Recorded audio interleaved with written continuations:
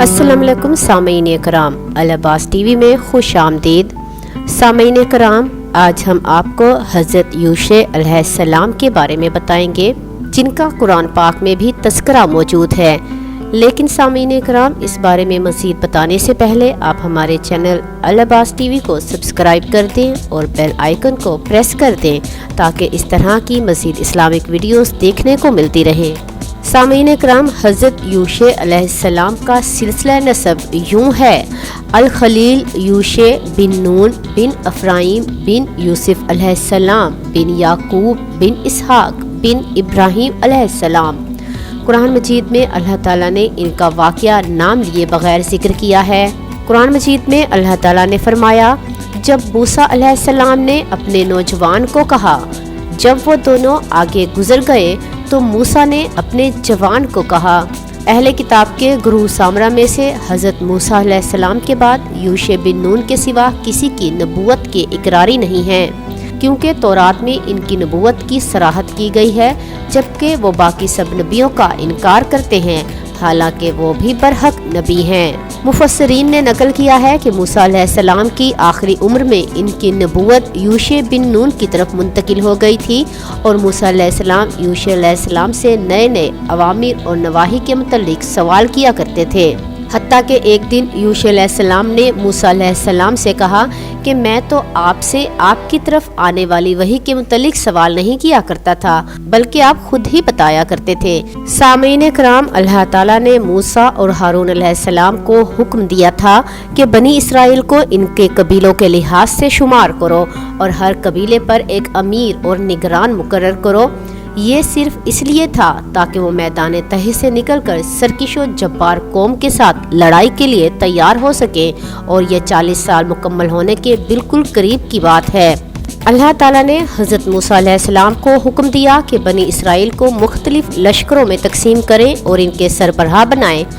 جیسا کہ قرآن پاک کی سورۃ المائدہ میں ارشاد ہے، اور پکی بات ہے کہ ہم نے بنی اسرائیل سے وعدہ لیا اور ان کے 12 سردار بنا دیے، اور اللہ نے فرمایا کہ میں یقیناً تمہارے ساتھ ہوں اگر تم نماز قائم کرو گے اور زکوٰۃ ادا کرو گے اور میرے رسولوں پر ایمان لاؤ گے اور ان کی مدد کرو گے۔ اللہ تعالیٰ ان آیات میں بنی اسرائیل کو فرما رہے ہیں کہ میرے واجب کردہ کاموں کو سر انجام دو گے اور دشمنوں کے قتال کرنے سے منہ نہیں موڑو گے، تو اس کا بدلہ میں تمہیں یہ دوں گا کہ اس کی سزا تم سے دور کروں گا۔ اور حضرت موسیٰ علیہ السلام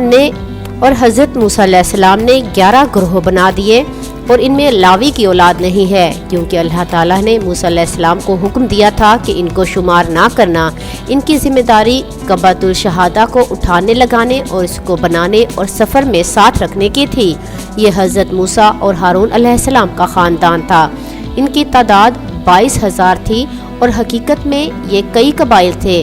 ہر قبیلے میں سے ایک گروہ قبۃ الجماع کی حفاظت کرتا اور اس کے مسالے کی نگرانی کرتا، اور اس کو لگانے اور اکھاڑنے کی نگرانی کرتا، اور وہ سب کے سب اس کے قریب قریب ٹھہرتے اور اس کے آگے پیچھے اور دائیں بائیں رہتے تھے۔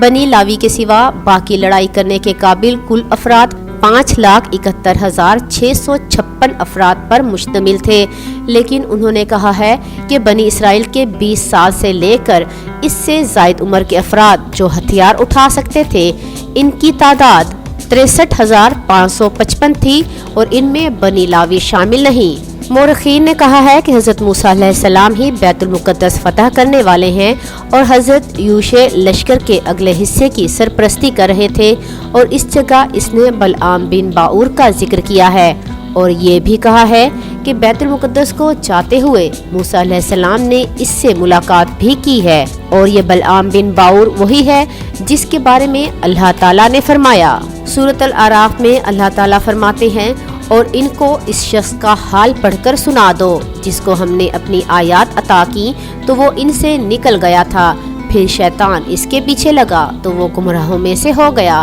اور اگر ہم چاہتے تو ان آیات کے ساتھ اس کو بلند کر دیتے، مگر وہ پستی کی طرف مائل ہو گیا اور اپنی خواہش کے پیچھے چل پڑا، تو اس کی مثال کتے کی سی رہ گئی کہ اگر اس پر سختی کرو تو زبان نکالتا ہے، اور اگر چھوڑ دو تو بھی وہ زبان نکالے رکھتا ہے۔ مثال ان لوگوں کی ہے جنہوں نے ہماری آیات کو جھٹلایا۔ بس یہ قصہ بیان کر دو تاکہ یہ لوگ فکر کریں۔ جن لوگوں نے ہماری آیتوں کو جھٹلایا ان کی مثال بری ہے اور انہوں نے اپنا ہی نقصان کیا۔ ابن اسحاق وغیرہ کے بقول یہ شخص اس میں اعظم جانتا تھا اور اس کی قوم نے اس سے مطالبہ کیا تھا کہ حضرت موسیٰ علیہ السلام اور ان کی قوم کے لیے بد دعا کرے، تو اس نے انکار کر دیا۔ جب انہوں نے زیادہ اصرار کیا تو اپنی گدھی پر سوار ہوا اور بنی اسرائیل کے پڑاؤ کی طرف چل پڑا۔ جب وہ ان کے قریب پہنچا تو وہ بیٹھ گئی، اس نے اسے مارا تو وہ کھڑی ہو گئی، پھر وہ تھوڑی دور ہی گئی، پھر وہ بیٹھ گئی، اس نے اس کو پہلے سے بھی زیادہ مارا تو وہ کھڑی ہو کر پھر بیٹھ گئی، اس نے پھر مارا تو وہ بول پڑی، اے بلعام تو کہاں جا رہا ہے؟ کیا تو میرے آگے فرشتے نہیں دیکھ رہا جو مجھے اس راستے پر چلنے سے روک رہے ہیں؟ کیا تو اللہ کے نبی اور ایمان والوں کی طرف ان پر بد دعا کرنے جا رہا ہے؟ لیکن بلعام باز نہ آیا اور اس نے پھر گدھی کو مارا تو وہ اسے لے کر چل پڑی، حتیٰ کہ اس نے کوہ حسان سے بنی اسرائیل کو دیکھا اور ان کے لیے بد دعا کرنے لگ گیا، لیکن اس کی زبان نے اس کا ساتھ نہ دیا، یہاں تک کہ اس نے موسیٰ علیہ السلام اور ان کی قوم کے لیے دعا کی اور اپنی قوم کے لیے بد دعا کی۔ قوم نے اس کو ملامت کی تو اس نے ان سے معذرت کی کہ اس کی زبان پر صرف یہی بات جاری ہوئی جو تم نے سن لی۔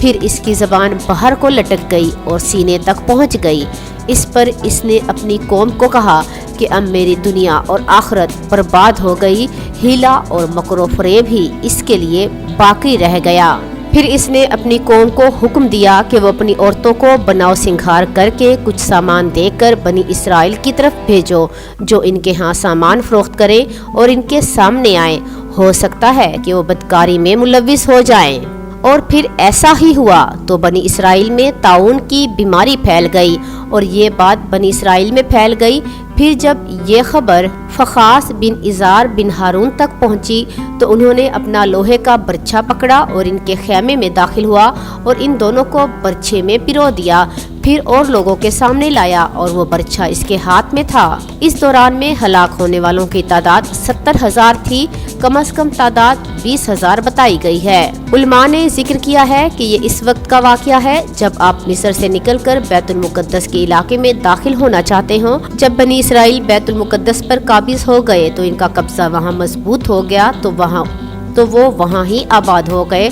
اور اللہ کے نبی یوشع بن نون علیہ السلام ان میں تورات کے ساتھ فیصلے کرتے رہے، یہاں تک کہ وہ اس دنیا فانی سے انتقال فرما گئے۔ آپ کی کل عمر 127 سال تھی۔ آپ حضرت موسیٰ علیہ السلام کے بعد 27 سال زندہ رہے۔ سامعین کرام، آپ کو ہماری آج کی ویڈیو کیسی لگی کمنٹ باکس میں ضرور بتائیں اور اسے لائک اور شیئر کر دیں۔